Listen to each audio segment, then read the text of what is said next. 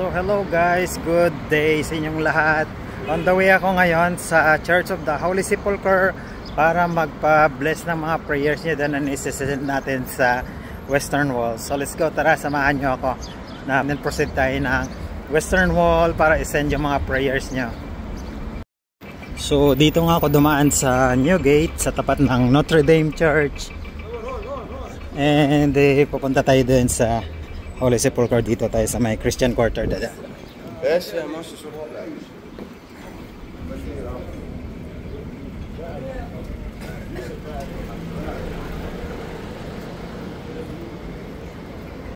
So araw nga ng Wednesday ngayon dito sa Jerusalem, katapusan ng araw ng buwan ng Abril, and papunta tayo dito sa Church of the Holy Sepulchre. Dito tayo sa may Christian Quarter ngayon.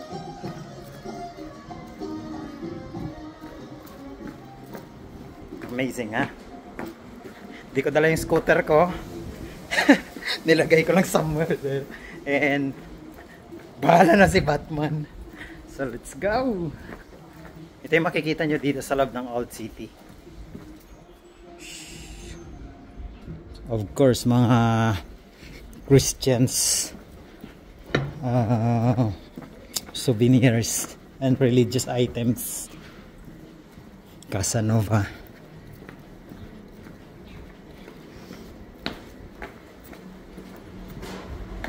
So kung dito kayo sa may Christian Quarter, sa may New Gate, ang entry point nyo, medyo mahagdan dito. At least alam nyo lang.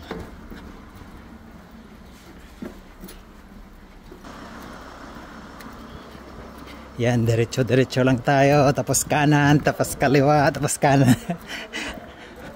And mararating natin ang Tomb of Jesus Christ kasi nasa loob na tayo ng Old City, Jerusalem.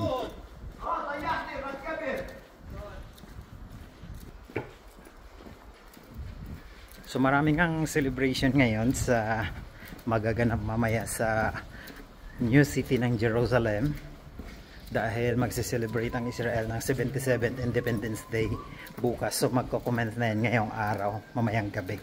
So maraming tao doon. Nasisealed na yung buong city. Daming checkpoint security. So ewan ko kung makakalabas tayo mamaya. But anyway, let's go dito.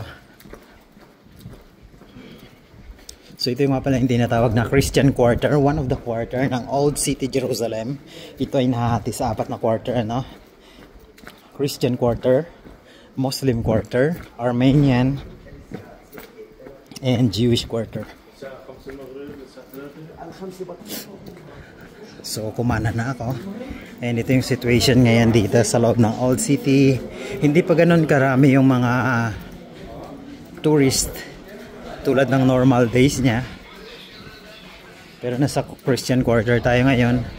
Ang scent dito ngayon ay incense. Alam niyo pag nasa loob lang kayo ng simbahan habang nagmimisa, yun yung amoy dito ngayon.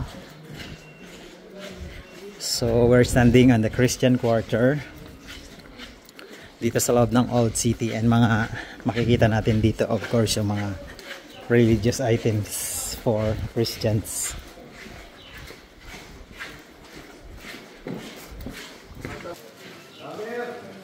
So going to Church of the Holy Sepulchre, let's go.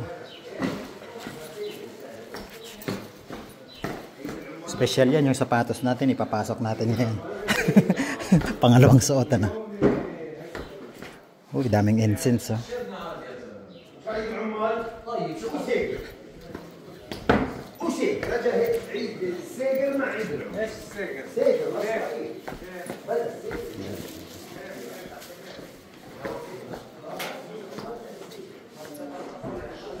Ito yung sinasabing comfort cross, ah.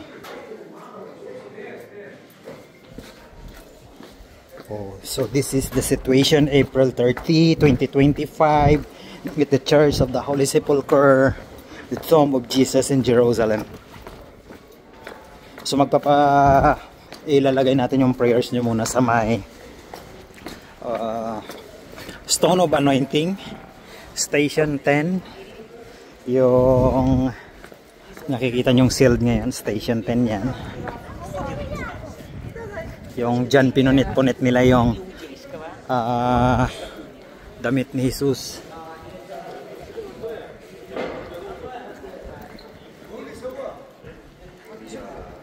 So let's go and let us pray.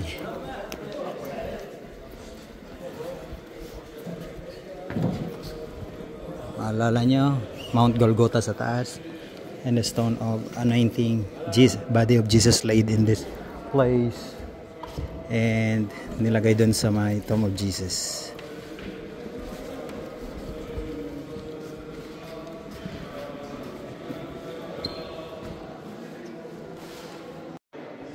So hello everyone, my name is Benjamin, and nandito ako ngayon sa Tomb of Jesus sa Jerusalem, and dala-dala ko yung prayer na sinend ni Ma'am Joy So, this one, and ipapabless natin dito and ilalagay natin sa stone of anointing before sending it to the western wall. Prayers from the Light of Jesus Tago Ministry, January to March 25. So that is the stone of anointing dito sa Jerusalem. So by your faith, may all your prayers be heard. While sending dito yung prayers niya sa stone of anointing dito sa Church of the Holy Sepulchre. May all your prayers be heard in Jesus' name. Amen.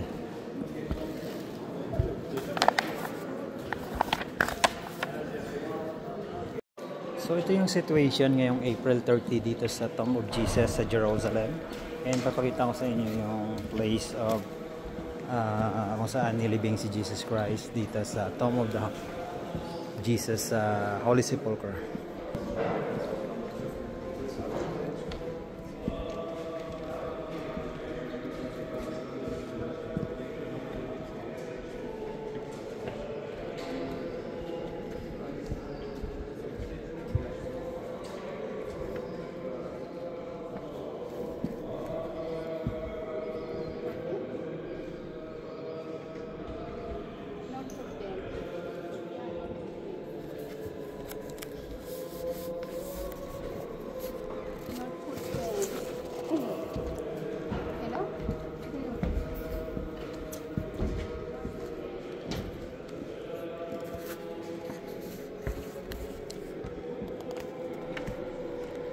Guys, I pray na yung mga prayers niya dito na sinulat sa papel na to.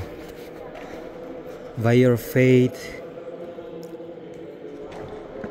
kahit anong nakalagay sa prayer niya dito, keep the faith, kasi pre-promise naman sa atin yun eh. Kung anong hinihingi natin ay ibibigay sa atin. Kaya dito sa back nito mismo, ito yung Tomb of Jesus, yung likod lang ng bato na to. So have faith dun sa mga prayers nyo.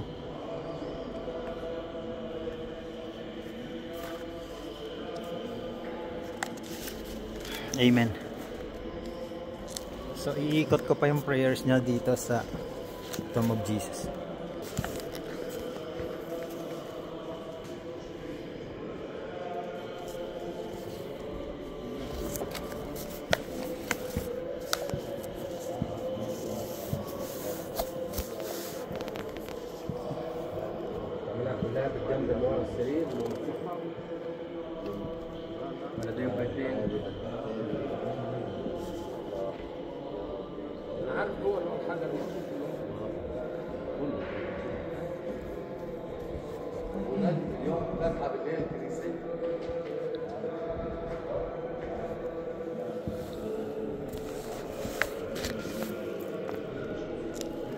Lahat namin yung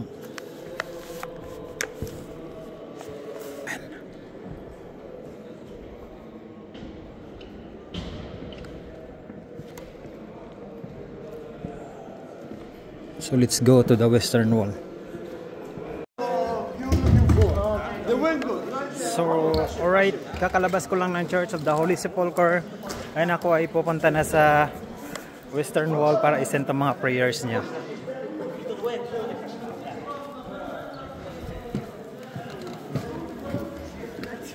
So minsan ginagawa ko talaga tong maglakad-lakad solo, naglalakad.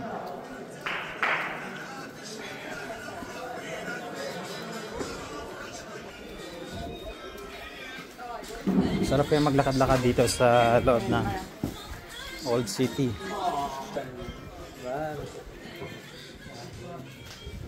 So on the way na tayo papuntang Western Wall ngayon.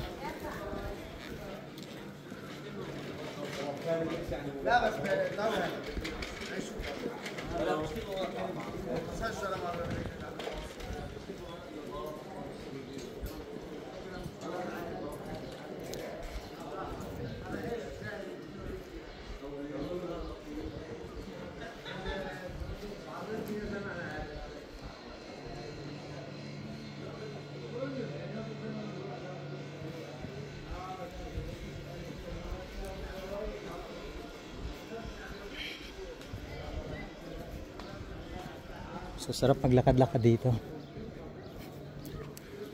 Nandito lang din yung Church of St. John the Baptist sa likod, yung may relic kasi dyan ang skull niya.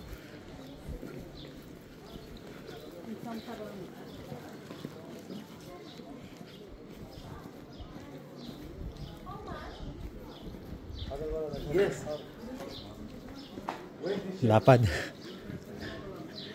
Ito yata yung Martin Luther dito.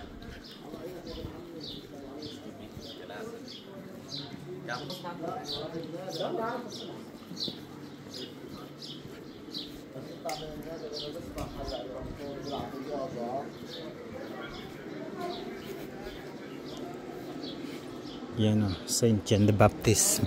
May gold dome din siya.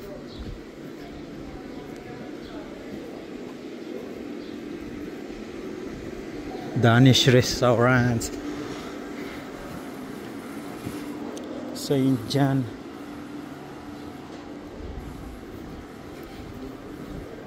So magmi-meet tayo dito sa King David Street. Le-left tayo dito para makarating natin yung Western Wall. Yan, palabas yan doon sa Jaffa Gate.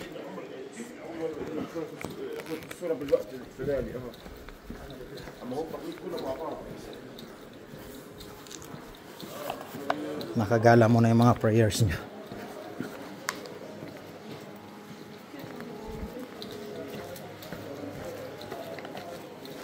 Kabayan. Kabayan. Like a French t-shirt. No, todara ba?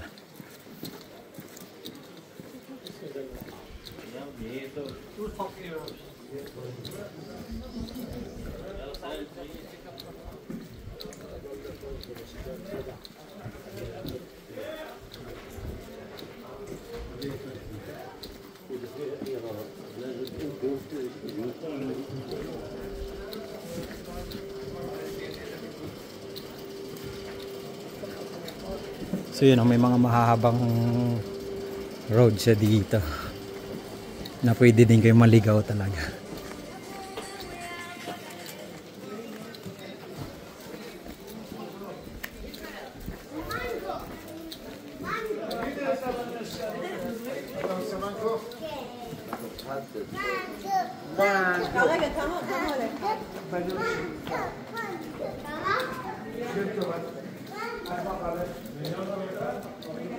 Ganda to kasi para lang din kayo naglalakad dito sa loob ng Old City.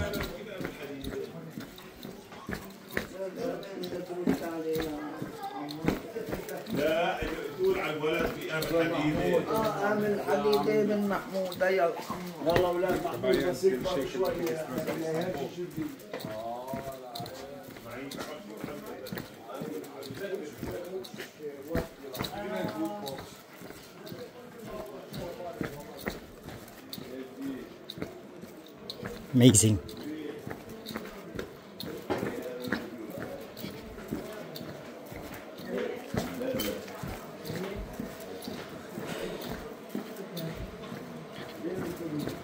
Mahaba-haba din to ah. So wala kasi akong pag-iwanan ng scooter ko dito kaya ewan ko kung safe din yan sa may City Hall. Bahala na si Batman guys. Wheel na siguro. Alright, magla-live na rin ako pagdating dun sa Western Wall.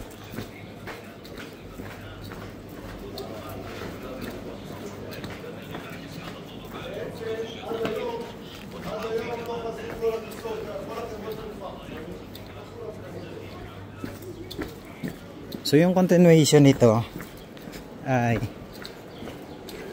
live stream natin sa Western Wall ngayong April 30, 2025. So yan, to the Western Wall.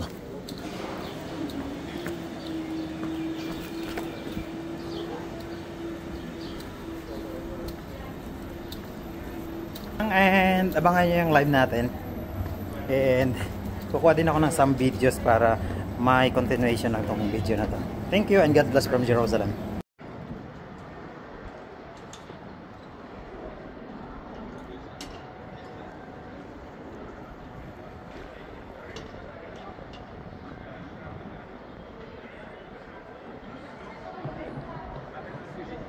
Western Wall is a sign of faith na yan eh.